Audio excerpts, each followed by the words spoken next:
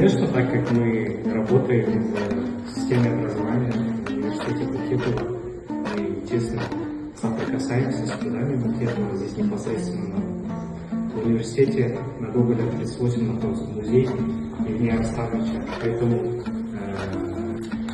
Абайдың қара сөздері мен Евгений Букетовтың алған шығармасын үйлесімділігі туралы айтасыз. Конечно, Абай Құнанбаев это выбор, его философия, его путь, это философия казахского народа. И, в принципе, Евгений Арсланович Букетов тоже как основатель университета сделал огромный вклад в развитие нашего региона, развитие нашей страны. Сіз жалпы Букетов туралы алып деген шығармасын оқып едіңіз. Саламатсыздар ма, мен оған ондай қатты естімеппін және мүмкін жетесіздер.